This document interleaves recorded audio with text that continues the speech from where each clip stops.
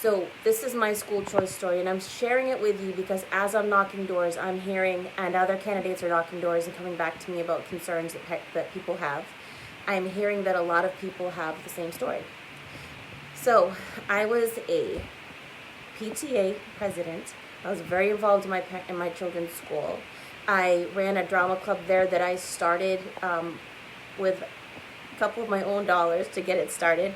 And then we ran it as a volunteer organization for 7 years. We had 2 musicals a year for 7 years with grades 1 through 5, which is no small feat, and these children were amazing. They put their heart and souls into this. So I was a very involved parent in my children's school. I thought I knew everything that was happening. When my older son started kindergarten, parents were very welcome in the building. We worked really hard alongside the teachers. We often were asked to volunteer in the classroom, and it was wonderful. We had a great community. And as leadership changed in the school, parents were sort of pushed out. I want to say sort of because by the time my younger child, there's a 2-year difference, left 5th grade, parents were no longer a part of the school whatsoever, unless you were fundraising. They'll take all your money, but they do not want you helping to drive policy or rules or any of the significant things that affect your children.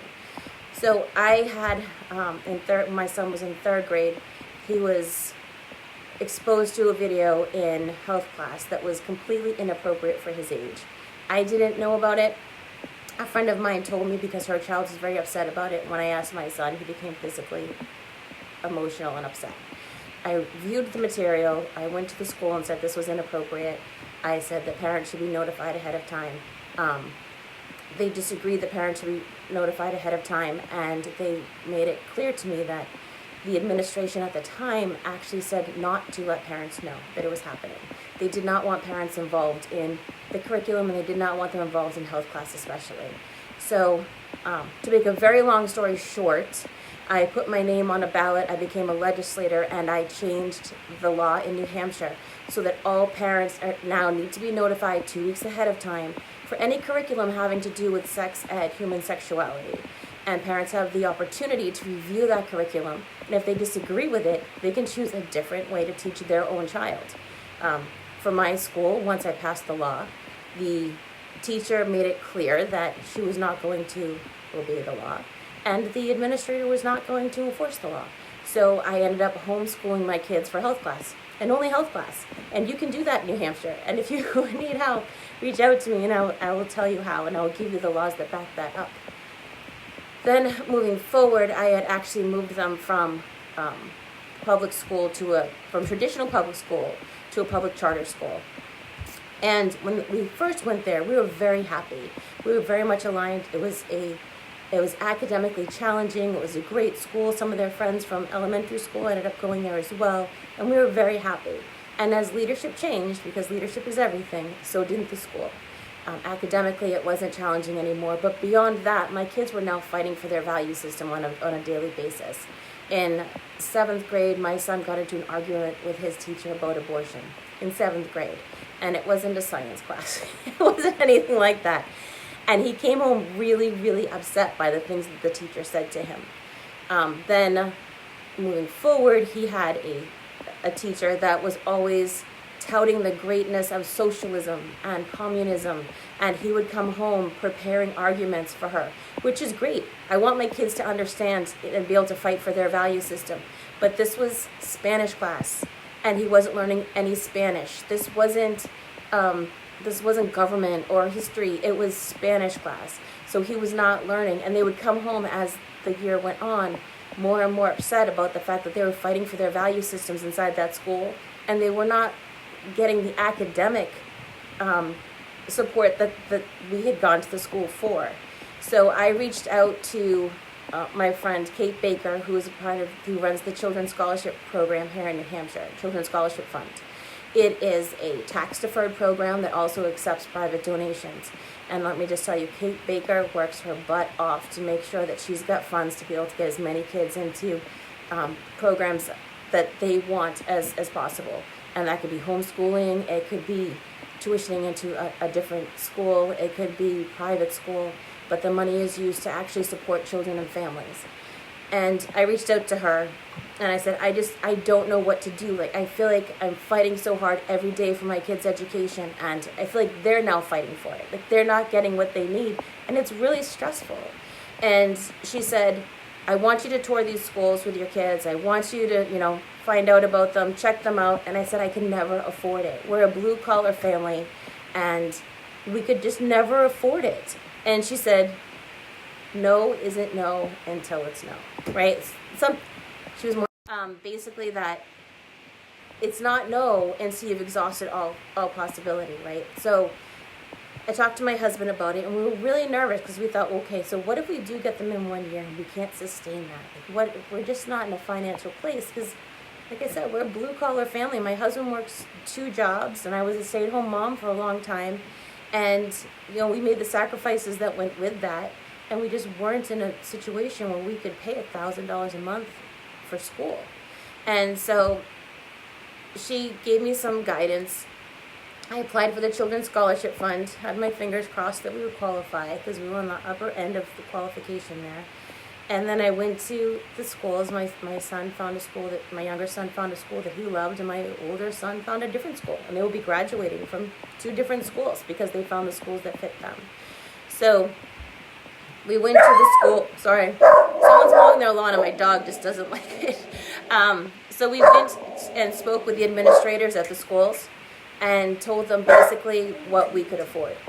And we thought it was a long shot. Like, there's no way that they're going to accommodate us on this because we just didn't think we would ever be able to get to a place where they could meet our needs. But I will tell you that between the scholarship funds and what the schools gave us for scholarship, we were able to do that. We also had some support from their godparents, and we're very grateful for their godparents for that support too.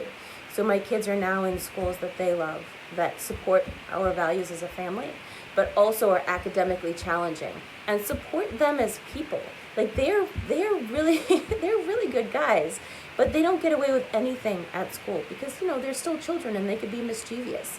And there is that fine line there that allows them to be kids and allows them to be who they are, but also there's a code of conduct, and they expect children to behave a certain way, and it's they're expected to rise to that, and they do. So that's my story. I wanted to share it with you because if you are struggling right now, I know a lot of parents are really conflicted about what's going on in the schools, and they want to find other solutions. We now have the education freedom accounts, which are huge, that are going to help a lot of families too. You still have to be below the 300% of the federal poverty guidelines, and I can help you find out what that is. Kate Baker at the Children's Scholarship Fund is amazing. She will give you information and help you. And, when I didn't want to go into the schools and I didn't want to have to, listen, we're like I said, we're a middle-class family. We scrap for everything that we have, and taking handouts is not something that we're comfortable with, and I wasn't brought up that way. So asking for help was really, really hard. But, it was put to me in a way that it was stated to me, you will bargain for things that are less important than your child's education. You don't go buy a car off the lot at this ticket price. So if you're fighting for your children's education, it's worth it to have that conversation and tell them what you can afford and see if you can get there. There's also ways that you can volunteer your time to, and that goes toward the tuition too. So I wanted to share that with you. I also wanted to just state once again, this isn't me giving up on public education. I want every child to have the education that suits them. And for a lot of kids, that's public school. For a lot of families, that's the best fit for them. But we need to make sure that we are supporting the families. We need to make sure parents are in the buildings, in the conversations when it comes to policy, and a part of all that is surrounding their child's education, because these are their children. They don't belong to the government. They don't belong to the school district. They're their children. And it's the parents' job to make sure the kids have the tools and the skills and the abilities that they need to be successful outside of school when they graduate, or to have the tools they need to go on to higher education, or the tools that they need to go into the trades. And this is the parents' job. And in Manchester, I won't say every school, because I know some schools do still do a good job with parental engagement and involvement, but for Manchester, We really need to concentrate on the families surrounding us, especially in areas like the Beach Street School, where we have so many different kinds of families. We've got families from all over the world that live in that area, and their children go to school there. There's over 70 languages that are spoken by the children that attend that school. So we need to really bring the families in, get them to understand that we want them to be a part of education. And that's how we improve achievement in our schools. That's how we make our community schools stronger. It isn't easy for people to choose education outside of their community schools. There was a lot of paperwork. There were a lot of conversations between me and my husband. There was just, it isn't an easy step to do. And every year we have to reapply, right? So every year we have to put out our financial information. It isn't easy. So it's not a decision that a lot of families are going to make. So we need to make sure that our community schools, our traditional public schools, are very strong. They're welcoming to all families. They welcome the parents into the conversations. And we are able to give our kids the support that they need to sustain them outside of school.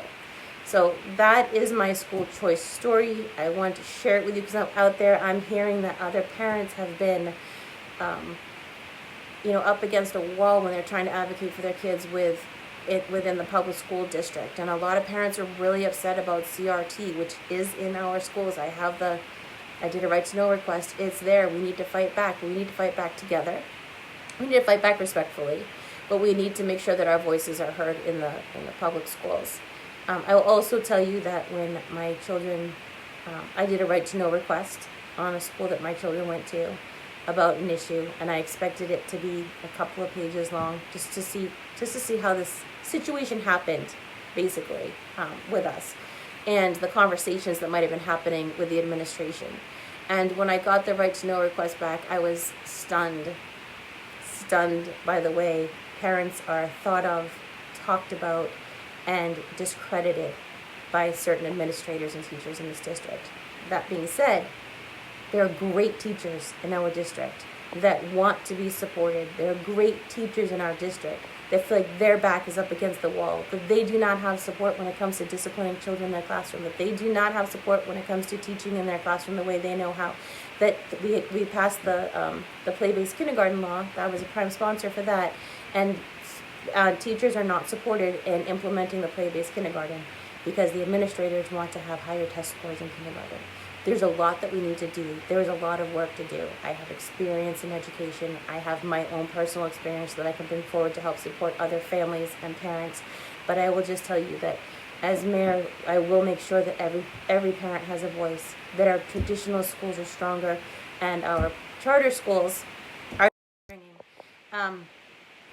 and I just want to make sure that you understand that I will also support families that are looking for education outside of our traditional school district.